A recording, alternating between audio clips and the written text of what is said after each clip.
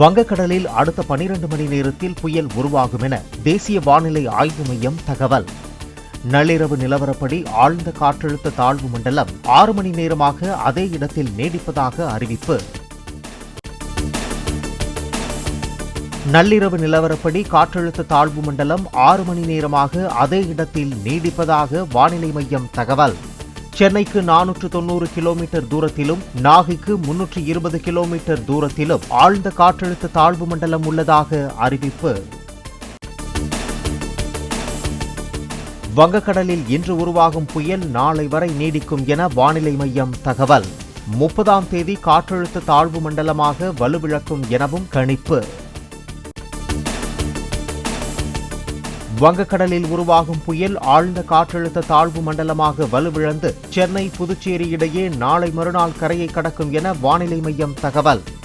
ஆழ்ந்த காற்றழுத்த தாழ்வு மண்டலம் இன்று புயலாக வலுப்பெறும் நிலையில் நாளை மறுநாள் வலுவிழக்கும் என்றும் அறிவிப்பு. கடலூர், திருவாரூர், நாகப்பட்டினம், மயிலாடுதுறை மாவட்டங்களுக்கு விடுக்கப்பட்ட ரெட் அலர்ட் வாபஸ் பெறப்படுவதாக வானிலை மையம் தகவல். 4 மாவட்டங்களிலும் இன்று கன முதல் மிக கனமழைக்கான ஆரஞ்ச் அலர்ட் விடுக்கப்படுவதாக அறிவிப்பு. காஞ்சிபுரம், செங்கல்பட்டு, விழுப்புரம், கடலூர் மாவட்டங்களுக்கு இன்று மிக கனமழைக்கான ஆரஞ்ச் அலர்ட். சென்னை, ராணிப்பேட்டை, திருவண்ணாமலை உள்ளிட்ட 12 மாவட்டங்களில் ஓரிரு இடங்களில் இன்று கனமழை பெய்யக்கூடும் என்றும் கணிப்பு.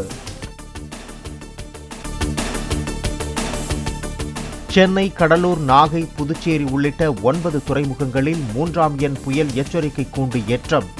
கடும் காற்றோடு பெய்யும் மழையால் துறைமுகத்திற்கு அச்சுறுத்தல் ஏற்பதை குறிக்கும் வகையில் நடவடிக்கை.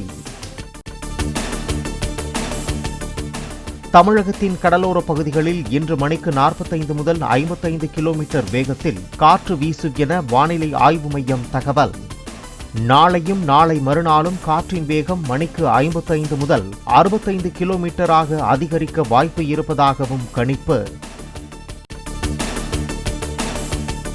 மீனவர்கள் அடுத்த 3 நாட்களுக்கு கடலுக்கு செல்ல வேண்டாம் என்றும் அறிவுறுத்தல். தமிழகத்தை ஒட்டிய கடல் பரப்பில் வருகிற 1ஆம் தேதி வரை காற்று பலமாக வீசும் என சென்னை வானிலை மையம் தகவல். வங்கக்கடலில் நீடித்து வரும் காற்றழுத்த தாழ்வு மண்டலம் இன்று புயலாக வலுப்பெறும் நிலையில் முன்னெச்சரிக்கை நடவடிக்கைகள் தீவிரம். தமிழ்நாடு மற்றும் புதுச்சேரியில் பாதுகாப்பு மற்றும் மீட்பு உபகரணங்களுடன் தேசிய மற்றும் மாநில பேரிடர் மீட்புப் படையினர் தயார் நிலை. சிதம்பரம் அடுத்து புதுப்பேட்டை கடற்கரையில் பலத்த காற்றுடன் கடல் சீற்றம். 5 அடிக்கு மேல் எழும்பும் அலைகள். கடற்கரையை ஒட்டி வசிப்பவர்கள் பாதுகாப்பான இடங்களுக்கு செல்ல அறிவுரை. புதுச்சேரியில் நிலவும் கடல் சீற்றத்தை பார்வையிட்டார் முதலமைச்சர் ரங்கசாமி. கடற்கரை பகுதிக்கு பொதுமக்கள் வருவதை தடுக்கும் வகையில் கூடுதல் காவலர்களை பணியில் ஈடுபடுத்த உத்தரவு. வங்கக்கடலில் புயல் உருவாக உள்ள நிலையில் புதுச்சேரியில் கடற்கரை சாலை மூடல். பலத்த தரைக்காற்று வீசுவதுடன் கடல் சீற்றத்துடன் காணப்படுவதால் கடற்கரை சாலைக்கு செல்லும் வழிகள் அடைப்பு. கடல் சீற்றத்தால் கடலூர் தைக்கால் தோணித்துறையில் ஃபைபர் படகு கவிழ்ந்து விபத்து. நீரில் விழுந்த மீனவர்கள் அருகில் இருந்த கப்பல் இறங்குதளத்தில் ஏறி உயிர் தப்பினர். மாவீரம் போற்றுதும் மாவீரம் போற்றுதும். மாவீரர் நாளை முன்னிட்டு தமிழக வெற்றிக் கழக தலைவர் விஜய் எக்ஸ் தளத்தில் பதிவு.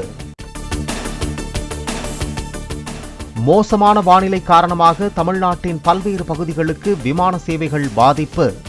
சென்னை, திருச்சி, சேலம், மதுரை, தூத்துக்குடிக்கு விமான சேவை பாதிப்பு என இண்டிகோ நிறுவனம் அறிவிப்பு.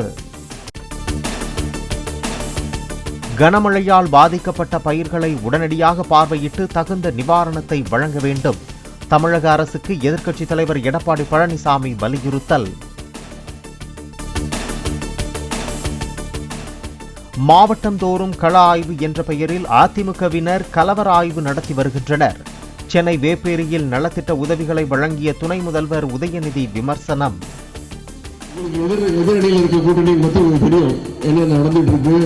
அவங்க கள ஆய்வு நடத்தி அப்படின்னு சொல்லி ஒவ்வொரு இடத்துலையும் பெரிய கலவர ஆய்வு தான் நடத்திட்டு இருக்காங்க.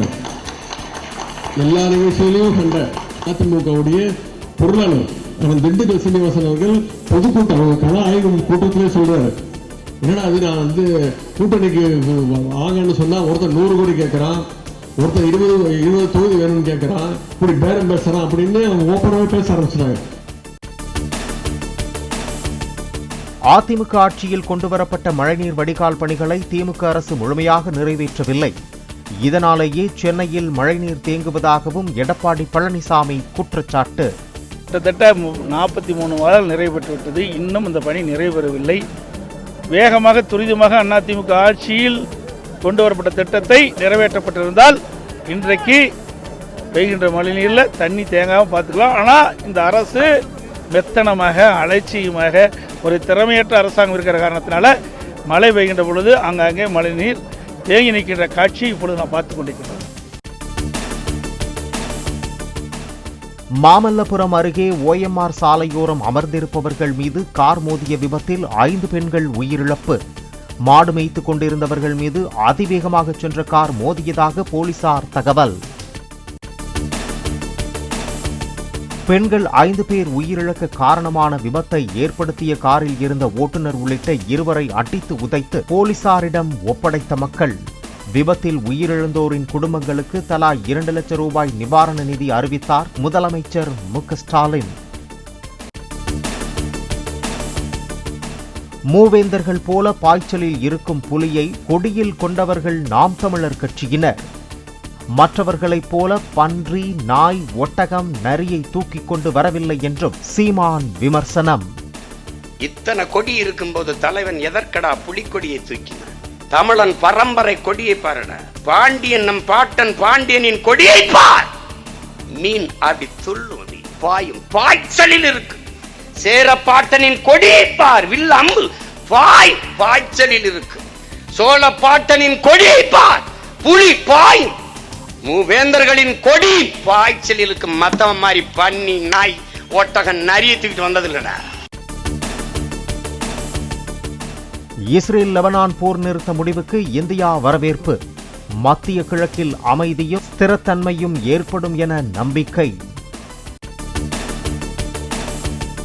ஆந்திராவில் மருந்து ஆலையில் நச்சுவாயுவை சுவாசித்த தொழிலாளர்களில் ஒருவர் பலி, 20 பேருக்கு பாதிப்பு. கசிந்த நிறமற்ற அடர்த்தியான திரவத்தை சுவாசித்தவர்கள் வீடு திரும்பியதும் உடல்நிலை மோசமடைந்ததாக தகவல். தென்கொரியாவில் நவம்பர் மாத வரலாற்றில் இல்லாத அளவுக்கு பனிப்பொழிவு. கட்டிடங்கள், மரங்கள், சாலைகளில் படர்ந்து காணப்படும் உறைபனி. ICC டெஸ்ட் பந்துவீச்சு தரவரிசையில் மீண்டும் முதலிடத்தை பிடித்தார் இந்திய வீரர் பும்ரா. பேட்டிங் தரவரிசையில் 2ஆம் இடத்தை பிடித்தார் இளம் வீரர் யசஸ்வி ஜெய்ஸ்வால். துபாயில் நடக்கும் கார் ரேசிங்கில் பங்கேற்க இருக்கும் தனது காரை அறிமுகப்படுத்திய நடிகர் அஜித் குமார்.